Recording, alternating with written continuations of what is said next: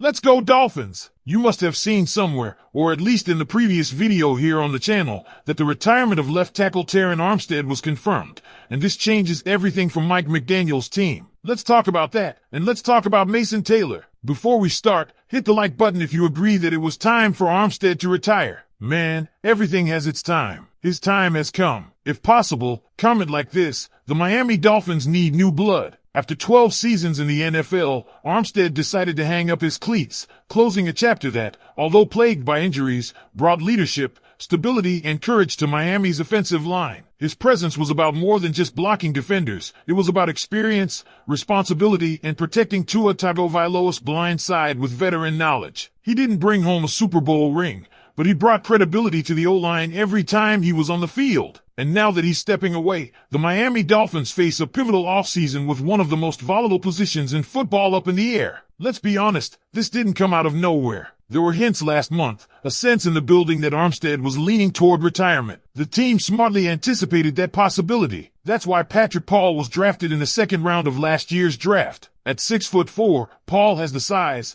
athleticism, and potential to step into the role, but let's not pretend it's a given. The draft hasn't happened yet, and Miami is expected to target several offensive linemen, both tackles and guards, to inject depth and competition. Paul may be a lock to start now, but the ink isn't dry. Here's the challenge. With Armstead gone and uncertainty around Austin Jackson's health, this offensive line could start the 2025 season with 3, maybe even 4, new starters. That's not just turnover, that's a full-blown rebuild. And for an offensive line, where cohesion is everything, that's a dangerous spot to be in. This group needs reps, chemistry, trust. If you're building that from scratch in training camp, you're risking early season struggles that could impact the entire offense. In addition to the left tackle hole, there's concern at guard. Liam Eichenberg and Robert Jones are names in the mix, but there's little confidence either is a long-term solution. Daniels might slide into one guard spot, but the other is wide open. That almost guarantees that one of Miami's early picks in the draft will be a starting caliber guard, maybe even 2 linemen taken in the first 3 rounds. The front office knows the risk. If this offensive line doesn't hold up, everything else, the speed, the creativity, the explosiveness, falls apart. And speaking of the draft, the Dolphins are working every angle they can to be ready. Pre-draft visits are underway, with 30 total allowed,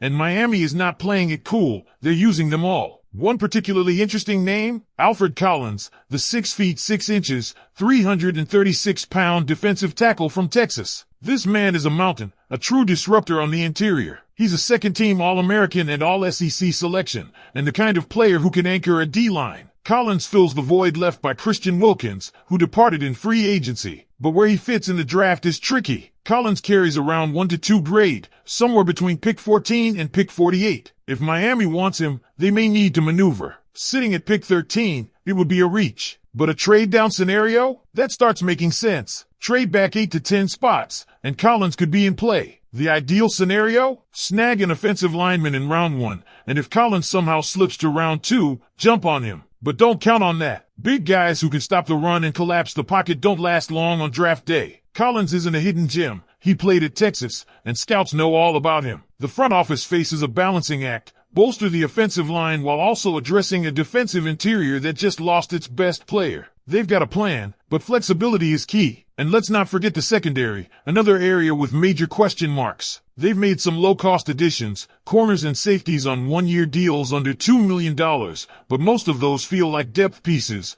not starters. If the team sees those players as backups or special teams bodies, the draft becomes even more important. There aren't many draftable safeties in this class, maybe 4 with real starter potential, but there are a dozen defensive tackles worth targeting. That changes strategy. And then there's the Jack Jones situation. Recently released by the Raiders, Jones is now a free agent, and Miami could be interested. Let's break him down. He's a gambler, a corner who makes splash plays but also takes risks that sometimes blow up in his face. Pick sixes? Sure. Blown coverages on double moves? Also yes. He doesn't fit the modern mold of conservative, bend don't break DBs. He's aggressive, almost to a fault. That makes him exciting but unreliable. Is he a fit in Miami? That depends on what the Dolphins want out of their slot corner. Right now, Cater Cole looks like the guy in the slot. He's consistent, physical, and frankly better than Jack Jones. But if the team sees potential in Jones, maybe as a rotational piece or injury insurance, he could be worth a cheap one-year deal. Just don't expect him to lock down the likes of T. Higgins or Devonta Smith on the outside. He's not that guy. More likely, he's a slot option with upside,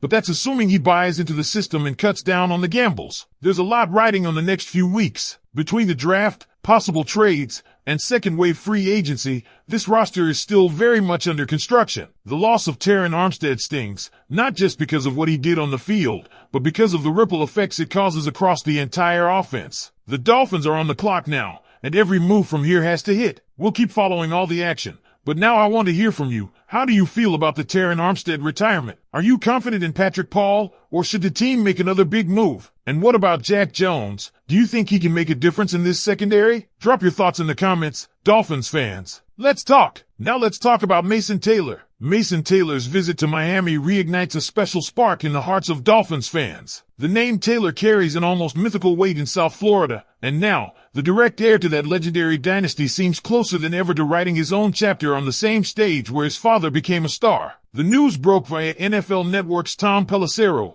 who revealed that Mason Taylor, son of Dolphins defensive icon and Hall of Famer Jason Taylor, will officially visit Miami ahead of the 2025 NFL Draft. But this visit is far more than just a routine pre-draft meeting. It raises an intriguing question. Are the Dolphins seriously considering bringing Mason home to the very place where his father built his legacy? Could we be about to witness a direct connection between the franchise's past and future? Jason Taylor isn't just a respected figure in Dolphins history. He's one of the all-time greats. He's the franchise's all-time leader in sacks, a defensive icon, and a revered member of the Pro Football Hall of Fame. And as if that weren't enough, Mason's bloodline also includes another Dolphins legend, Zach Thomas, a Hall of Fame linebacker and Miami's all-time tackles leader. So Mason isn't just carrying a big name, he's carrying an entire legacy. Unlike his father and uncle, Mason Taylor shines on the opposite side of the ball. He's a tight end, and a highly athletic one. His pre-draft testing numbers turned heads across the league. With a relative athletic score, RAS, of 8.88, Mason impressed with 28 reps on the bench press, a 4.68-second 40-yard dash, and a 7.06-second three-cone drill. Those are the kind of numbers that grab any scout's attention, placing Mason among the most intriguing tight ends in this year's class. Recent projections have Mason going in the second round, which puts the Dolphins in an interesting spot. Would they be willing to use their number 48 overall pick to land him? Doing so would require not just a technical decision, but an emotional one. After all, Mason's arrival in Miami would represent something rare in the NFL, a new generation rekindling a direct connection to a team's storied past. But there's competition. Mason has already visited the Los Angeles Chargers and will also meet with the Seattle Seahawks and Cleveland Browns before the draft. That means if Miami is serious about bringing him in, they'll need to move decisively. The franchise has to weigh not just his on-field potential, but the cultural and symbolic impact that Mason's presence could have. Just picture it, Hard Rock Stadium buzzing as a new Taylor takes the field in aqua and orange, not to sack quarterbacks, but to catch passes and move the chains. Imagine the echoes of the past mixing with the energy of the present. It would be a move that delivers value on the field and tells a story only football can tell. And now it's your turn, Dolphins fans. What do you think? Should Miami use that number 48 pick to bring Mason Taylor back to the spiritual home of his family's legacy? Or should the team focus elsewhere in the draft? Let us know your thoughts, because this story is just getting started.